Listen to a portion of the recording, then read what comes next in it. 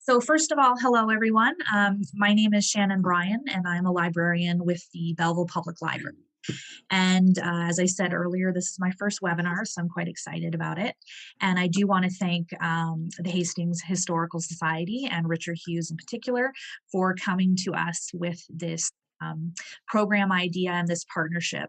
And just look towards the end of April, we're hoping to do another talk. So just keep an eye out for that. Okay, so I think we're going to get started just because it's 3:07 now. Again, if you have any questions or concerns, you can reach me directly through the chat option, which on my screen is at the bottom in the middle. Okay, so I'm going to pass this along to Richard, and welcome and thank you everybody for joining us. Very good. Thank you, Shannon. Thank you, Shannon, and welcome to everyone. I see we're over 50 participants now. And the Hastings County Historical Society is so pleased indeed to be working in partnership with the Belleville Public Library to bring you this very special presentation. We're really looking forward to it. You know, it's been a year now since COVID-19 forced us at the Historical Society to suspend our usual public presentations at Maranatha, and we're very disappointed that we've lost a whole year there. We were having very large crowds of people come to hear great speakers, but we'll try to make up for that starting today. And in the coming months, as Shannon mentioned, we'll hope to bring you other speakers on other interesting topics. So with that brief introduction, I will invite my colleague, Mr. Jim Kennelly, to introduce today's guest speaker. Thank you, Richard. John van Immerseel was really a young Hans van Immerseel when he immigrated to Canada in 1948 with his mother. They came on the ship Sabayak. After graduating from the University of Guelph, John enjoyed a successful career as a biologist with the Ontario Ministry of Natural Resources. He held several positions with the Ontario Provincial Parks and Protected Areas branch.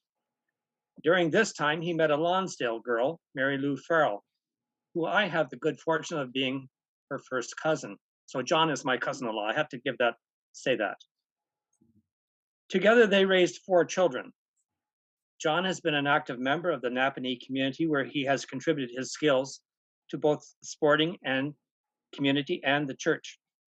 Having a long-standing interest in family and history, especially post-war Dutch immigration, John has spent a good part of his well-enjoyed retirement researching and publishing For a Better Life, the story of Dutch immigration from Rotterdam to Quebec City in 1952 aboard the Sabayak.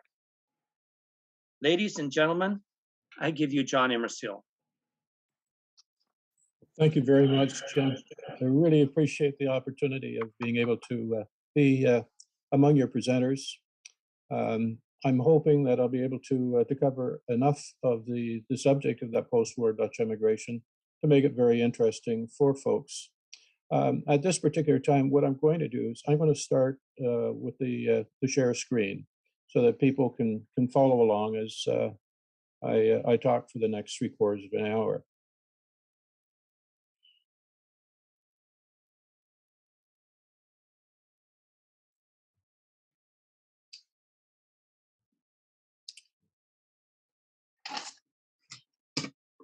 I'm just going to stop the video, or just make sure that I stop video of myself. There we go. So I will tell you that when Jim first asked if I would consider presentation on post-war Dutch immigration to Canada, I happily agreed. But I wondered, how do I cover such a complex and emotional subject in 3/4 of an hour? How can I talk about immigration without explaining the impact of the war years leading up to it that caused 1 in 20 people to leave the Netherlands? And how can I convey the impact of the war years or the emotions of leaving and the difficult years of rebuilding lives in a new country? Certainly one has had to understand, but perhaps, this afternoon, the best that I can do is to leave you with an impression. And I do hope that I will be successful. So let's begin.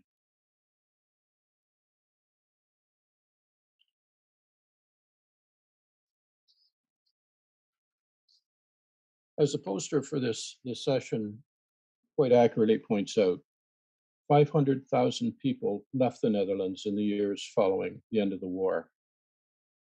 They left mainly for Australia, New Zealand, United States, South Africa, Brazil, Argentina, and Canada. And of all the countries, Canada received the largest percentage, about 35%, or about 200,000. We may well ask ourselves, why would that many people leave behind everything they owned, their families, their country, their culture, everything that made them the people they were? Who were they? What were their lives like in the Netherlands? Where did they live? Why did they decide to emigrate? What became of them in Canada? Well, there are three separate but interrelated reasons that we have to look at. One is World War II and its aftermath, the growing overpopulation problem in the Netherlands, and the loss of the country's most important colony, the East Indies, and its impact on the Netherlands. To begin, let's take a look. The war in Holland began on May 10th, 1940, with the sudden deployment of German troops over the airfields around The Hague and Rotterdam, as well as advances by land towards the Grebbe line, the main line of defense to the east of the city of The Hague. John, I'm sorry to interrupt you, but we're having just your volume is quite low. Okay, is there anything that I might be able to do to be able to solve that? Maybe just speak up a little bit. Yeah, I will certainly try. How's that? Perfect. Thank you. Okay, thanks, Shannon. Sorry for that, folks. Fighting was intense for 4 days. And then in the afternoon of May 14th, 1940, the sky above Rotterdam was filled with a total of 90 German bombers. They proceeded over the city to the North Sea in the direction of England, and then they returned. And beginning at 1:25 in the afternoon and lasting for 15 minutes, 54 bombers dropped 97 tons of bombs over the city center, mainly on the residential areas in the ancient heart of the city. The damage was unfathomable. Fires continued to burn for several days. Over 25,000 buildings were destroyed. 1,000 people were killed. Countless were injured. And 85,000 left homeless. Faced by threats from Germany that they would also bomb the city of Utrecht if the city did not, or Dutch did not capitulate, the Dutch government surrendered. And immediately a German occupational government was put in place under Arthur Seyss-Inquart. He was installed as Right Commissar in the ceremony at the Binnencourt in The Hague on May 29th, 1940. This picture that you're looking at right now was taken on the day he was installed, where he was inspecting the German guards in this photograph. For the next 5 years, the Netherlands existed as a war zone between Germany and England. And when the war and the entire country lay in ruins. The country was damaged probably more than any other country in Europe, saving Germany itself. In this picture, we see the results of the shelling of Middelburg, the capital city of the province of Zeeland, by German and French artillery fire on May 7th, 1940. 600 buildings were destroyed. During the war, over 95,000 homes were destroyed, and at least 600,000 more, as you can see in this picture, were left damaged. It left the country with a severe housing shortage. In this photograph of Nijmegen, American bombers accidentally destroyed the center of Nijmegen on the 22nd of February, 1944. About 800 people died. Thousands lay wounded. Enschede and Arnhem and Deventer also suffered American bombardment on what is considered to be the worst day of the Second World War. At the war's end, 40% of the country's total capital stock and 60% of the transportation system had been destroyed. The Dutch economy was left running at 27% of its pre-war 1938 levels. Up to 15 billion guilders in total damages had occurred. And although these numbers are stark, they don't tell us the human impact on both the people and the country's liberators. In terms of military losses, the liberation of the country cost the lives of 50,000 Allied soldiers, 7,500 of them Canadian. It also cost the lives of 4,500 Dutch soldiers and 1,500 Dutch military lost at sea. 120,000 Dutch citizens of the Jewish faith were dragged away to concentration camps. 140,000 never returned. This photograph shows Jewish people boarding a train at Camp Westerbork in the province of Drenthe. It's leaving for Auschwitz. Of the countries in Western Europe occupied by the Nazis, the Netherlands suffered the largest number of Jewish losses as a result of their persecution, both in terms of percentages and in absolute numbers. 23,000 Dutch citizens died in air raids. This is Bezuidenhout in the city of The Hague, mistakenly bombed on March the 3rd, 1945 by the Royal Air Force. The Haagse Bos was the target where the Germans had installed V-2 rocket launching facilities. The pilots had been given the wrong coordinates. 511 people were killed, 344 wounded. Over 7,000 homes destroyed, and 20,000 left homeless. 550,000 Dutch men were forced to work for the Third Reich in their camps and factories. 30,000 never returned.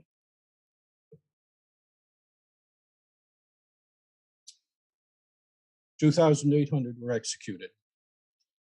In this picture, we see prisoners, 1,400 of them being marched through the streets of Amersfoort, guarded by SS soldiers as they were being marched from Camp Amersfoort to the train station to be taken to military work camps and factories in Germany. Most of the prisoners that died at Camp Amersfoort were killed by firing squad, among them members of various resistance groups that were active during the war.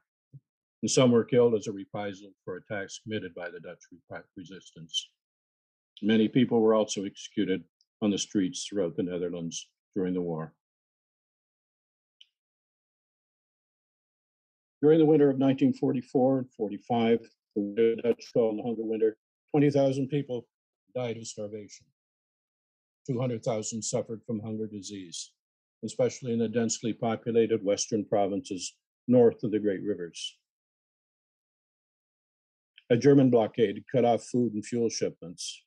Some 4.5 million were affected and survived thanks to soup kitchens, tulip bulbs, sugar beets,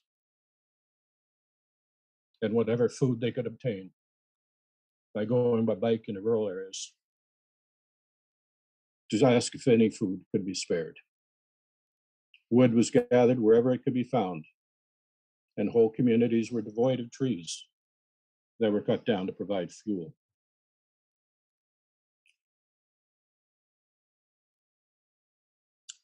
$50,000 died because there was no medical help. Children suffering from starvation fell by the wayside. Many died. Here, a 15-year-old Dutch boy receives treatment in a hospital. Many were not so lucky. This picture was taken on May 13th, 1945, 8 days after the war came to an end. And the boy was found by the Allies who were able to save him.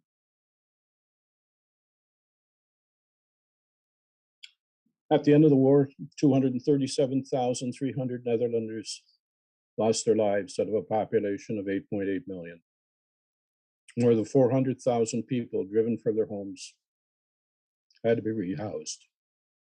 260,000 men that staggered back from the work camps and factories in Germany had to be taken care of. In Queen Wilhelmina's own words in her memories, she wrote, "Neither the nation itself during the occupation, nor I in England could have imagined what would be left to our country and people after the war. We could not have suspected how widespread the destruction would be, and how tired and physically weakened, and in what psychological condition our people would return to freedom." Aside from the almost total destruction of the economy, the Dutch government faced another pressing problem: the increasing population density of the Netherlands. This problem had been developing even before the beginning of the war. Driven by a high birth rate and a death rate that was among the lowest in the world, the population grew from 5 million at the beginning of the 20th century to 10 million by the end of 1949, making Netherlands one of the most crowded countries in Europe, and it had a significant impact on rural regions of the country. Between 1930 and 1947, the number of males in agriculture increased from 520,000 to 560,000, or about 7.5%. In the provinces of Drenthe and Overijssel, this percentage more than doubled. A study by the Agricultural Economics Commission estimated that from 1947 to 1962, 12,254 new jobs in other sectors of the economy would have to be found annually for males in agriculture. That's about 200,000 new jobs that didn't and wouldn't exist for young farmers over that period.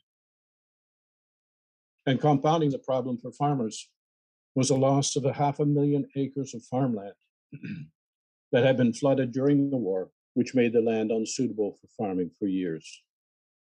This is a photo taken on April 19th, 1945, after the retreating Germans blew out a seawall at the Zuiderzee dike, flooding villages and farmland in the Wieringermeer polder. Years of work reclaiming this region from the sea had been undone. 20,000 hectares of land, that's about 50,000 acres, were flooded, anywhere between 1/2 to 5 meters in depth. The 7,000 residents of villages like Wieringerwerf and Maidenmeer and Slotdorp, and between 1,000 to 2,000 people in hiding had to flee. 70 to 80% of all buildings were completely destroyed, including 400 farms and 1,000 residences. All the crops in the fields, farming machinery, tools, and all household furniture were completely lost. Flooding in the province of Zeeland also occurred, especially towards the end of the war. In the province of Zeeland, 43,180 hectares of farmland was flooded by seawater. Of this total, 16,100 hectares were flooded on Walcheren Island during the Battle of the Scheldt, as the Allies moved into the Netherlands to free the country. During the immediate post-war period, the agricultural sector was set back even further by the loss of its important markets: Germany, Great Britain, and the United States. Each had introduced import restrictions on Dutch goods, chiefly dairy products, vegetables, and flower bulbs. These restrictions had a significant impact not only on the farmers, but the country as a whole. As the Netherlands set out to rebuild a country after the war and to deal with the surplus rural population, it was faced with the loss of the country's most important colony, the East Indies, now Indonesia. The East Indies had been occupied by Japan during World War II, and following the capitulation of Japan on August 15, 1945, the East Indies declared independence 2 days later. Netherlands immediately dispatched its military to its former colony, and a 4-year armed and diplomatic struggle followed. Recolonization of Indonesia was not supported by the international community, and Indonesia was granted its independence in 1949. The immediate impact of the loss of the East Indies was considerable for the country. The colony had been responsible for 14% of the Dutch national income and 40% of the Dutch investment abroad. Moreover, 300,000 people had to be repatriated to the Netherlands from the East Indies following the conflict. And their arrival in the Netherlands exacerbated the deteriorating job market and extreme housing shortage. And further, in 1950, now that the East Indies conflict was over, the Dutch economy had to absorb 80,000 demobilized military personnel. So the post-war economic environment of Holland was driven by three factors: the almost total economic and physical destruction of the Netherlands following the end of the war, the growing overpopulation problem in rural areas, and the loss of the Dutch East Indies. And the results were that unemployment began to increase. By 1948, unemployment was growing at the rate of 20,000 per year.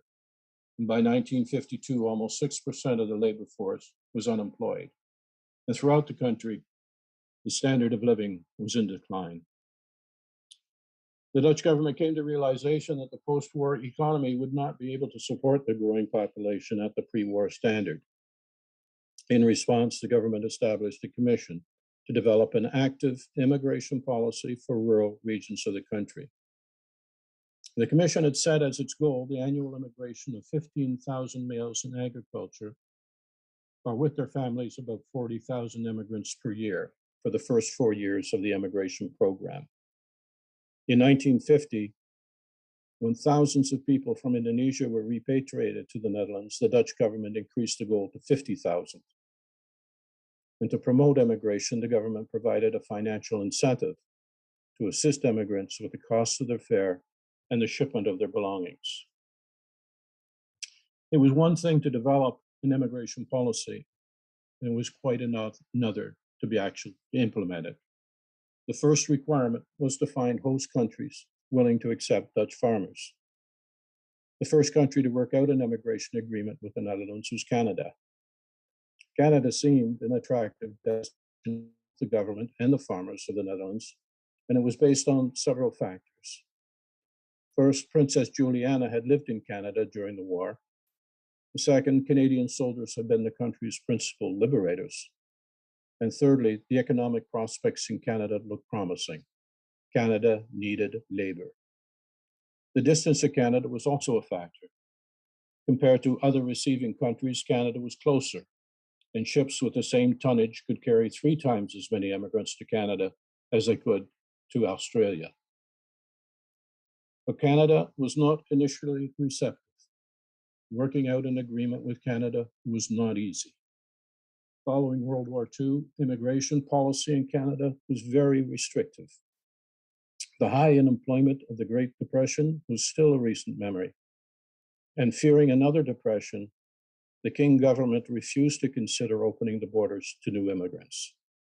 But the economy was booming, and advocates for a more liberal immigration policy argued that Canada needed a larger population, primarily agricultural and industrial workers, to expand its economy. But the Canadian government took no action. They would not budge from its position.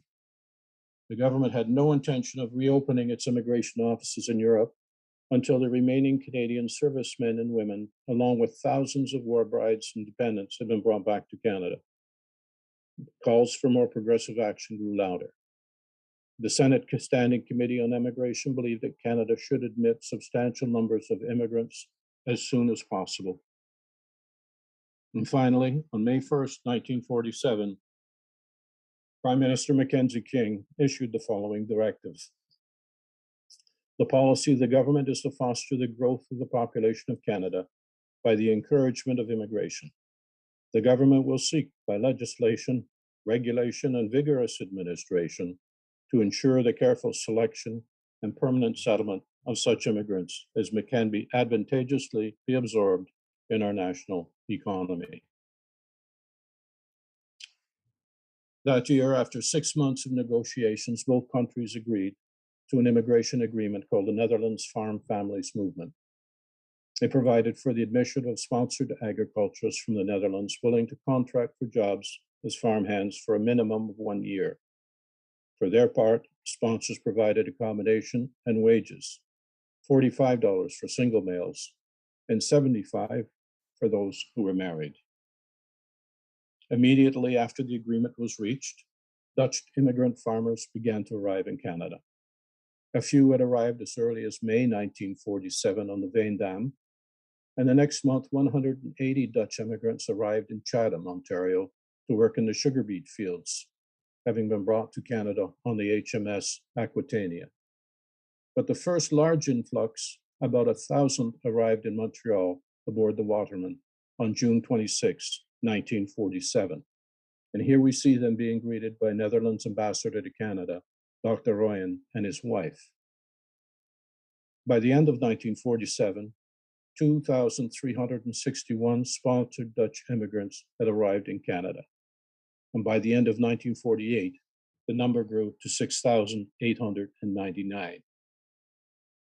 But in 1948, the immigration program began to lose its momentum. That year, the United States relaxed its immigration policies, and the United States became the preferred destination for immigrants. And as a result, immigration to Canada declined, and the Canadian government was forced to take further action. On June 6, 1950, Canada relaxed its immigration policies. And this change in policy meant that now those with professional and technical training and entrepreneurs were allowed into the country. Encouraged by more welcoming policies overseas, the Dutch government developed an aggressive campaign to promote immigration that included brochures and posters and information sessions in local communities, such as the one we see here. Driven by the lack of opportunities in the Netherlands, thousands of people applied to emigrate. The demand for immigration soon reached a fever pitch, and between 1946 and 1982, well over 500,000 people emigrated from the Netherlands. The greatest percentage arrived at their destinations before 1960. In Canada, Dutch immigration peaked in 1952 and 1953, when over 20,000 immigrants arrived each year. The decision to leave the Netherlands was not an easy one for the individual immigrant to make. The reasons to emigrate varied. Underlying them all was the trauma of the war and its aftermath. At the end of the war, many people saw no economic future for themselves in the Netherlands, and families faced an ever-increasing tangle of new government regulations. There was a severe housing crisis in the Netherlands. Families with few or no children were not allowed to occupy large apartments or houses, even if they were the owners. There were more zoning and building regulations. Entrepreneurs had to pass exams and apply for numerous licenses before they could start their own business, and many believed they never could. For those in the farming sector who wanted to start farming on their own, they could not. They could neither rent nor buy land. In some regions, the land had already been divided into tiny parcels, and the criteria for farming in newly developed holders was stringent. One had to have operating capital, technical training, and the right connections. For others, the reasons were more personal. The feeling of insecurity stemming from political tensions between East and West, restrictions arising from class divisions, religious strife, and the individual's own economic situation gave people reasons to consider leaving the old world.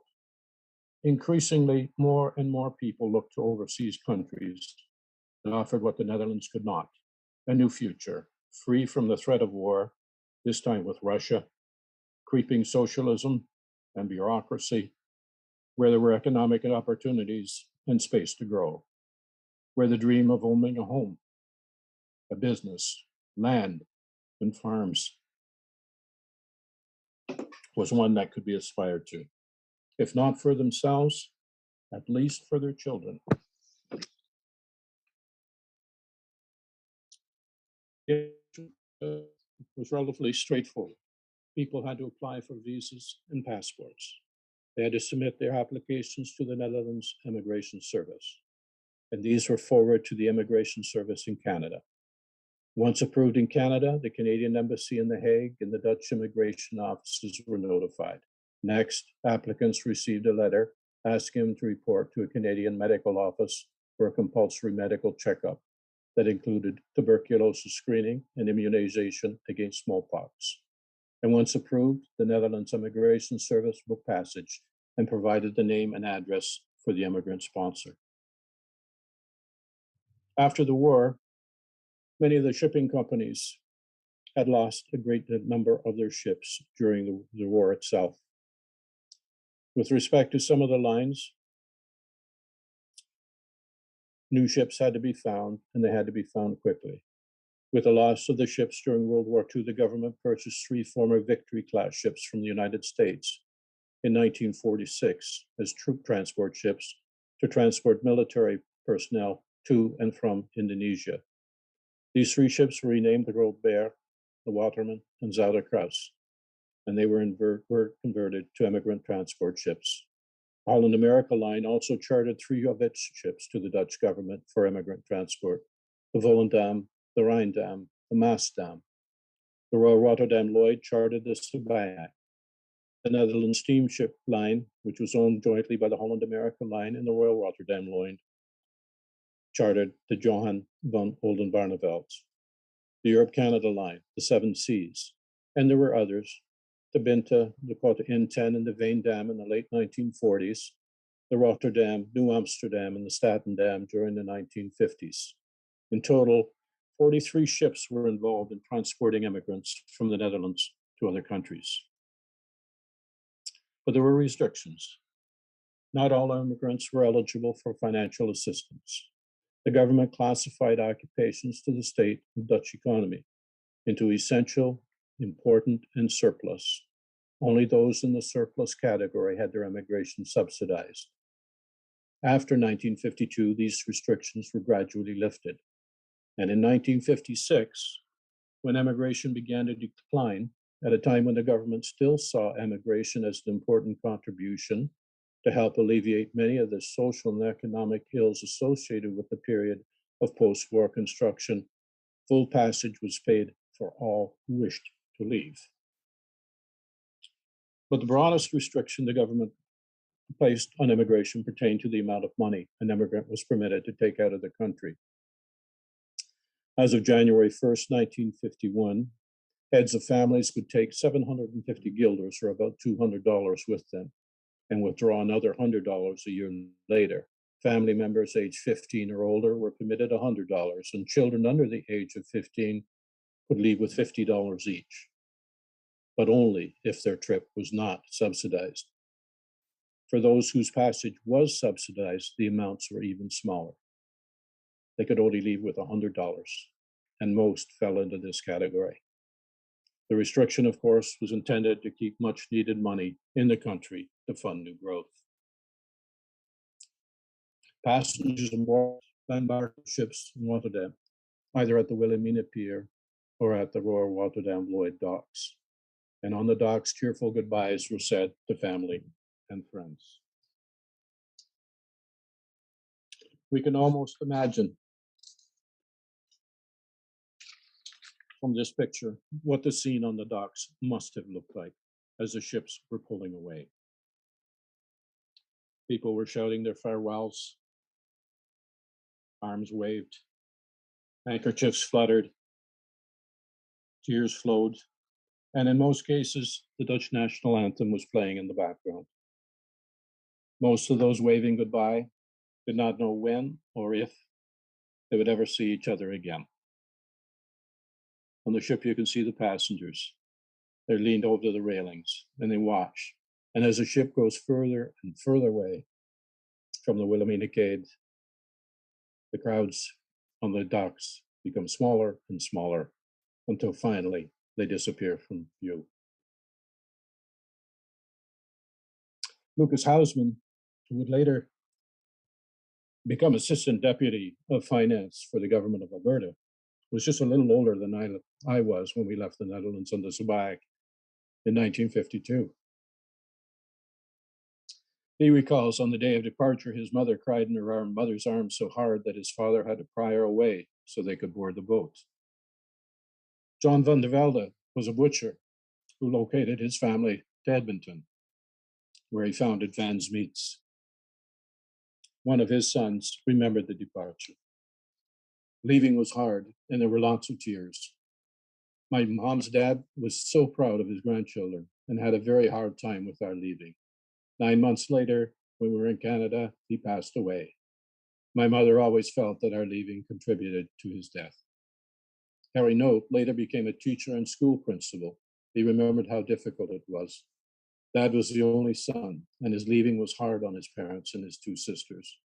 Mom likewise was leaving her father, two brothers and sister behind. Both families thought they would see each other again. And Margaret von der Suede, who became a minister of the word, told me, to this day, every time I board a ship and we pull away from shore, I relive the traumatic experience of waving goodbye that day. To see the coastline of Holland disappear, it still creates waves of emotion in the pit of my stomach when I think back to it.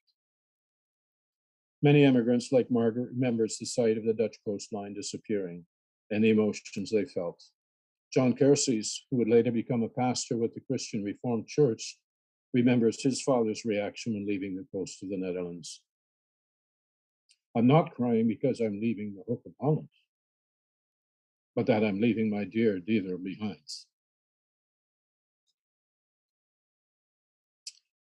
Once underway, the dining rooms were beautiful and the food was outstanding.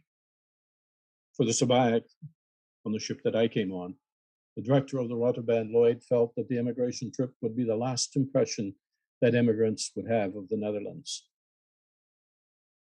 The company wanted to make sure that it was a lasting one.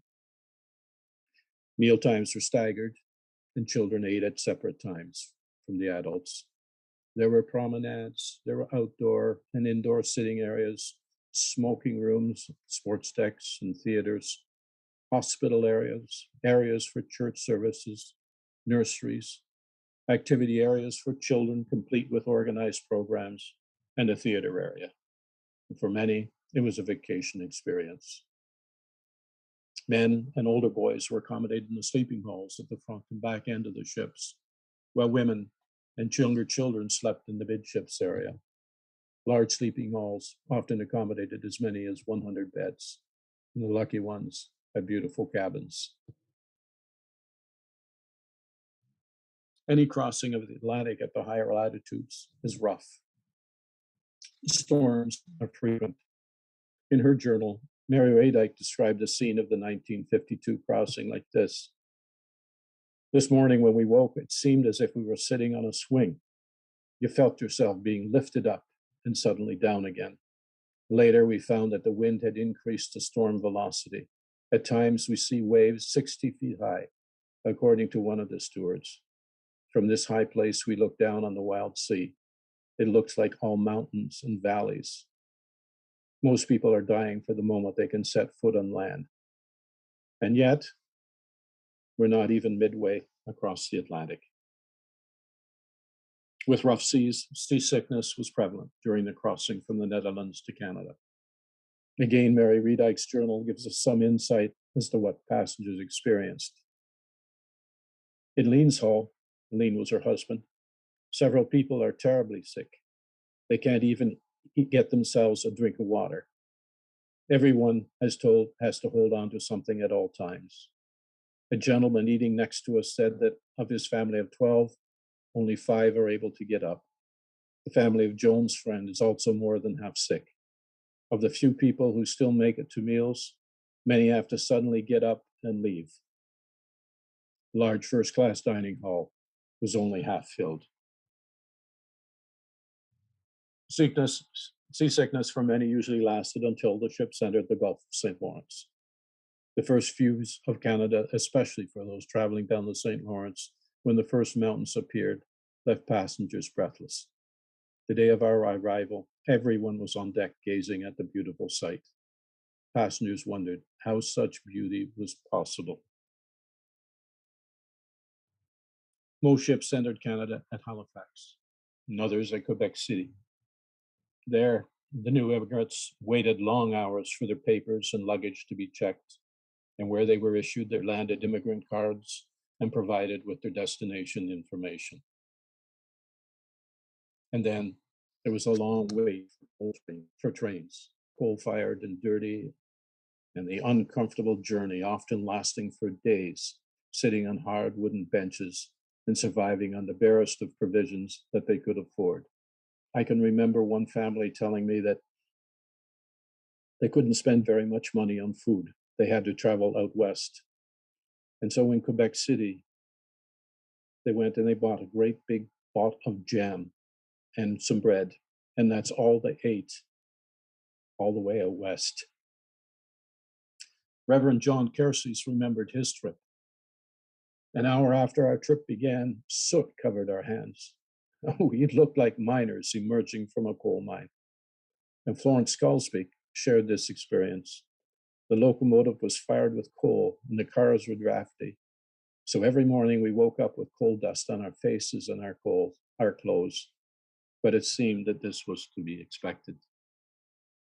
And once they arrived at their destination, many found themselves accommodated in the most primitive housing, often beat worker shacks, converted chicken coops, or poorly maintained houses possessing only the basic amenities in whatever accommodation their sponsors could provide. This was the home the Bose family was provided once they arrived in Picture Butte, Alberta, in 1952. Queen Juliana was in Prescott, Ontario, in 1952, just before our ship departed.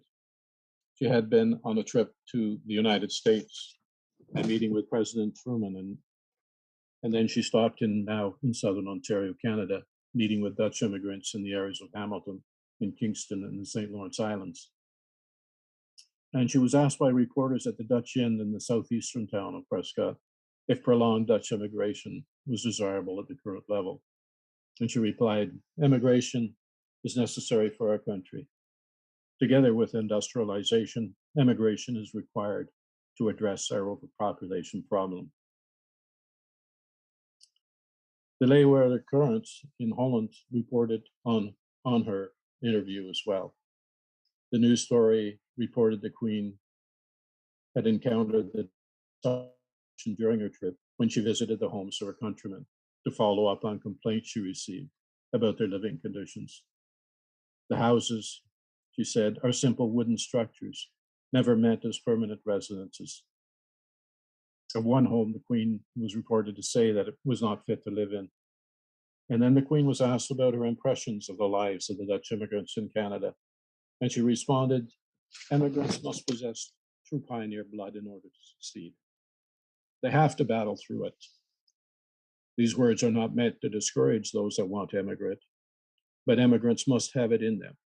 If you can persevere in the beginning, and that is what is said by everyone I have spoken with, there certainly is a future for the Netherlanders in Canada." The first few years were very difficult. Harry van der Velde remembers one evening they were walking south on a dimly lit 101st Street, passing under the railway viaduct. Mom and Dad were walking in front of us, and all of a sudden I noticed that Mom was crying. It was then that I realized that immigration wasn't simply a big adventure. I think of Mom quickly darting inside our first house to avoid having to speak English when the lady living next door appeared. What a contrast to the familiar town in Holland when there was a constant banter across the meat counter as Mom served customers, or where she could walk a block to visit our friends, the old houses,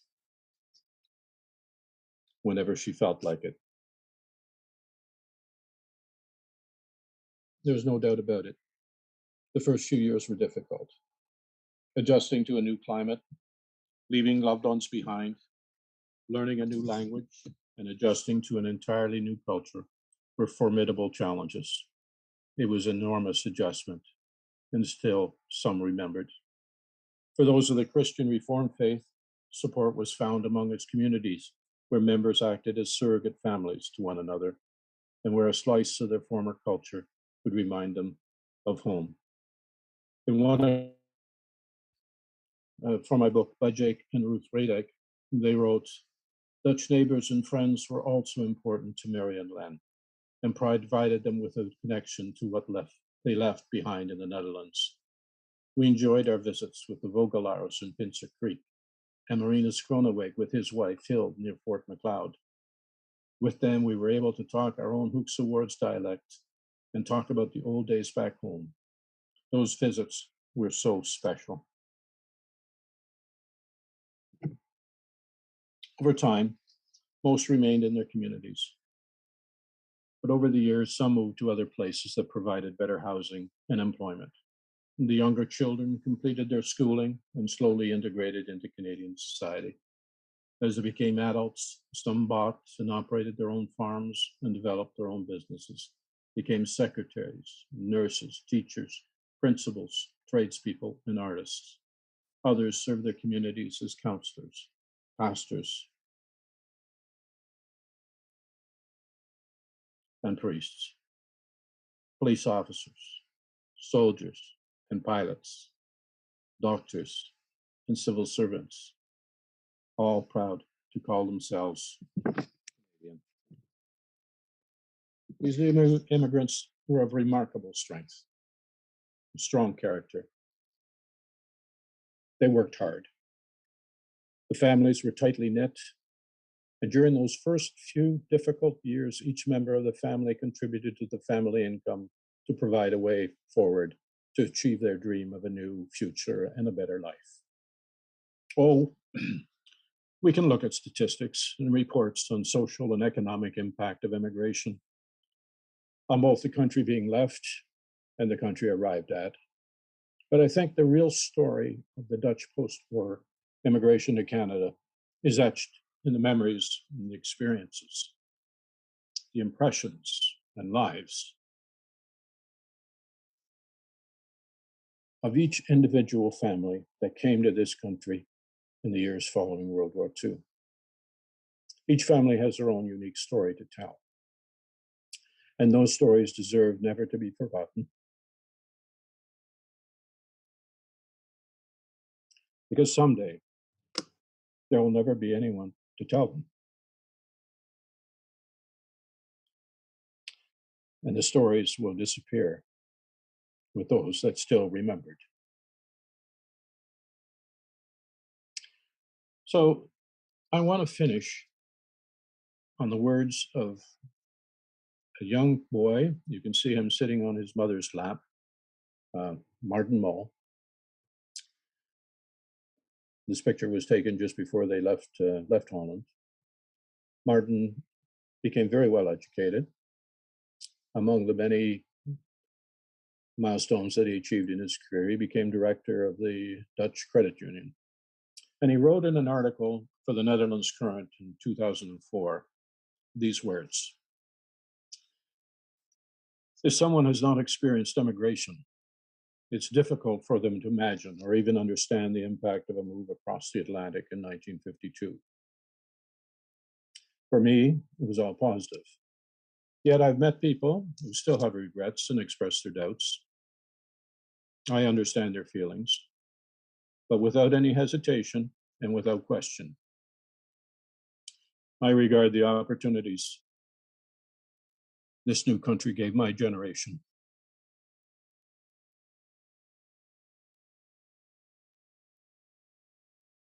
and that it will continue to give the generations that follow as a gift that we should never forget.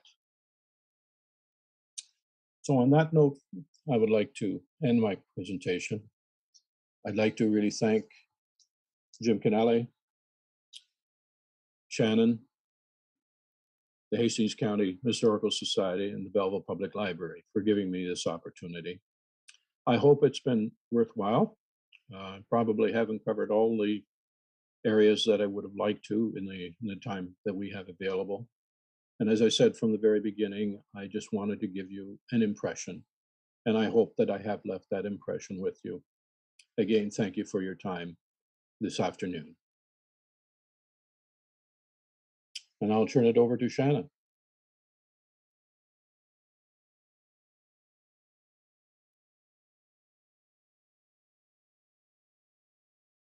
Thank you, John. I'll just wait until if you want to stop sharing your screen for a minute, and we'll see if we have any questions from our attendees. Thank you, Bob and Barbara. And thank you, John, for that presentation. That was very interesting. I learned a lot. We're going to do our question and answer period of time right now. So if you have any questions that you'd like to ask John, or maybe some comments or something, you can use the chat feature down at the bottom of your screen, and I will read it off to John.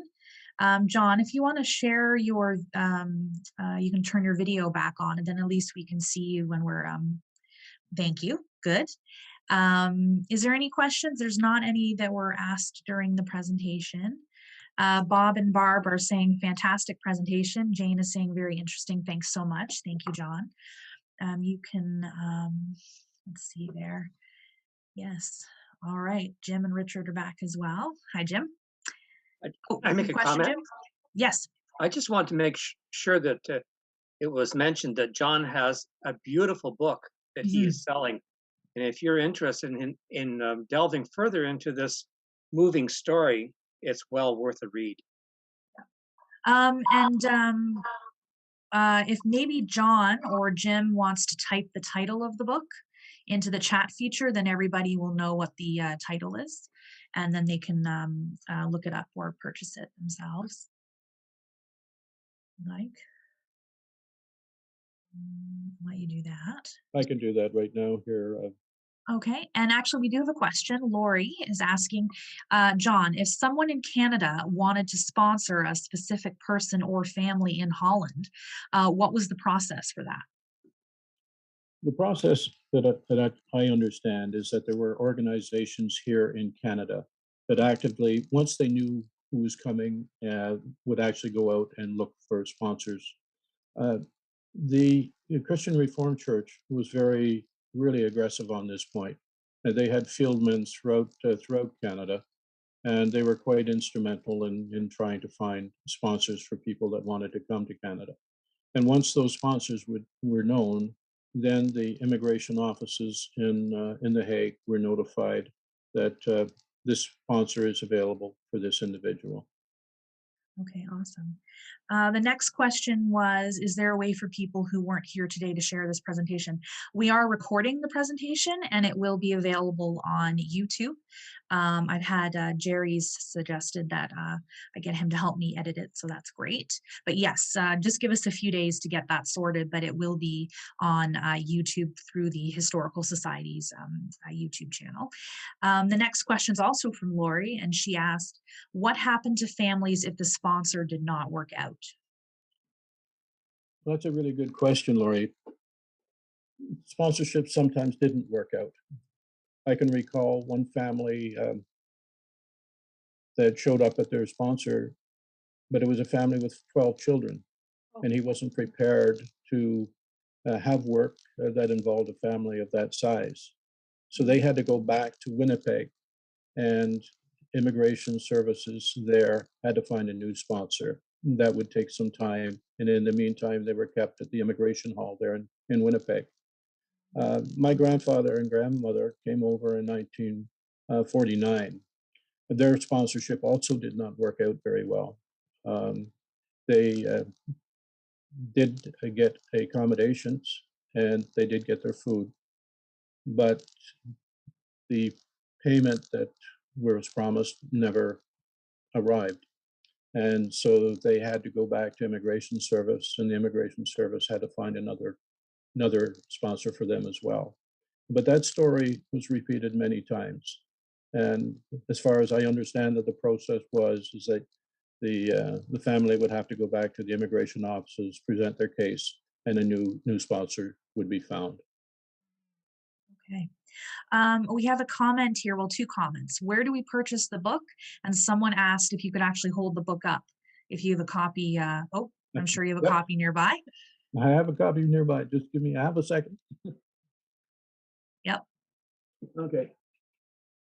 I don't know if the glare might be on there or not. For a Better Life. Okay. Where could people purchase that book, John? All right. It's called For Better Life. It's the story of the Dutch immigration from Rotterdam to Quebec City April 26th to May 5th, 1952, aboard the Sabayak. It included in there are about 20 families who worked with me to develop their stories. And their stories were used as a vehicle to explain not only what happened to those families, but also to for the book to be able to talk about the immigration story in a larger sense. As Jim Kennelly says, there's a little history, but it's also the big history. Where can they get the book? They can order the book right from me. I have the books here. Anybody that would like a book, just let me know and I will send it out to them. Do we have your permission maybe to share your email address with everybody? Absolutely. And I guess, do you want to go ahead and type that out to everybody and then they can email you directly and arrange for purchase of the Okay. book? How does that sound? I can just do that on chat. All right. Yeah, perfect. Just make sure you're sending it to the panelists and attendees. Okay. And I have another lady here, Minnie. She said, great presentation. I am an immigrant having arrived in Canada in 1952. My dad was involved in the resistance movement during the last years of the war, and my mother's first husband was taken captive in February of 1945, sent to a concentration camp and never returned. We lived in northern Holland. That was Minnie. I hope that you will take the time to really record your story so that it's one that your family will always have available. Absolutely. For the children, for the grandchildren, the great-grandchildren. My grandfather and uncle were also in a work camp in Germany during the war years. Did my address come through there? I didn't see it, but I'm kind of up near the top. Just give me a second here. No, I didn't see it. Do you want me to send it out? John, do you want me to send it? If you can, I appreciate it. Is it just your name at Hotmail? It's john.immerseel@gmail.com. Make sure I spelled that right. There it is. So. Perfect. Okay, so everybody that wants to purchase a copy of the book or perhaps further discussion can email John directly at the email that I've provided to everybody, okay? So we got great, excellent presentation from Jerry. That's great. Thank you from Harold and Margaret.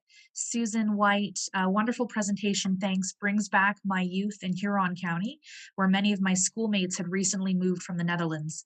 They made great contributions to our area and to Canada and taught us longtime Canadian residents a great deal. Absolutely. Here's a question from Orland French. Were the immigrants located in specific areas or were they spread throughout Canada? That's a very good question. The immigrants were spread throughout Canada, but they were concentrated. Many of them ended up in Ontario, particularly southwestern Ontario, and many in Quebec, many in southern Alberta, some also in British Columbia. Many of the Catholic families were originally sent to Quebec because of the very strong Catholic presence there. And many of the Protestant families, particularly for Ontario, were sent to Ontario because initially during the war years, Canada was a very Protestant-minded country. But that's I wouldn't use that as a rule. From what I have read, those are some of the undercurrents about the resettling of some of the families from the Netherlands.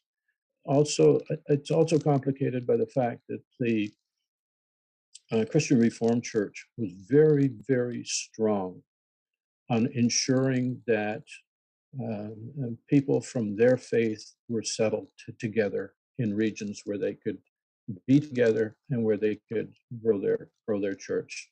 So there are a lot of undercurrents to that story that I think people should be aware of. Okay, excellent. Thank you. Lori is asking how much the book is. There are two editions of the book. There is a hardbound edition, which is $40. There's also a paperback edition, which is $28.50. Essentially, both books are the same size. They look exactly the same. The only thing is that one is hardbound and the other is paperback. Perfect. And then I'm probably going to mispronounce this. I apologize. Gazina. She says, I have John's book and love both the stories and all the great photos of the immigrant families. That's excellent. Thank you. I do see that another Jim has his hand up, and I'm just wondering if he accidentally did that. So I'm just going to lower the hand. Is there any other questions before we wrap up today? If you check in the chat box, you'll see John's email address. So if you want to email him directly or purchase the book, you can do that. I'll just wait a moment to see if there's any more coming through. Okay. All right, awesome. Okay, there's nothing coming through. So I want to thank you very much, John. You've made my first webinar lovely. And I found your presentation very informative. Thank you very much. I'm going to pass it on to Richard now because I think he wants to wrap up. But thank you again for everyone for attending. And thank you, Jim, as well, Jim. And I'll pass it on to Richard. Oh, can't hear you, Richard. I have to unmute myself. Yeah, thank you very much. That was actually beyond a presentation. That was a very emotional story.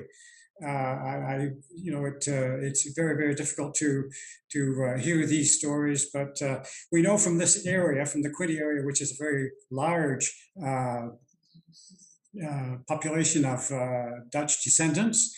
You see the names in the farming area and in the business area. And so we're very much affected by that, by the immigration. I do recall as a young lad, when we had a radio, long before television, there was a program on Sunday nights called Holland Calling. And that was, of course, the news from Holland for the newly arrived immigrants. I always remember the announcement, Holland Calling. So, John, I want to thank you on behalf of all of us, of the Historical Society, and I'm sure the Belleville Public Library, and all of the people, a very large number of people who have joined us today. We in the history business, if you will, we're strong on preserving history, writing things down, and you've done a major contribution to a very, very important story that is so critical to be recorded, and you've achieved this. So we're very much indebted to you. For our other viewers, I would say keep an eye on the screens. We're going to have another presentation in a month's time, and we will inform you of the details of that. So for now, thank you so much, John. It's been an amazing afternoon. I'm sure everyone agrees. We're very much indebted to you. Thank you. Thanks, John. Thank you so much. I All really right. appreciate it.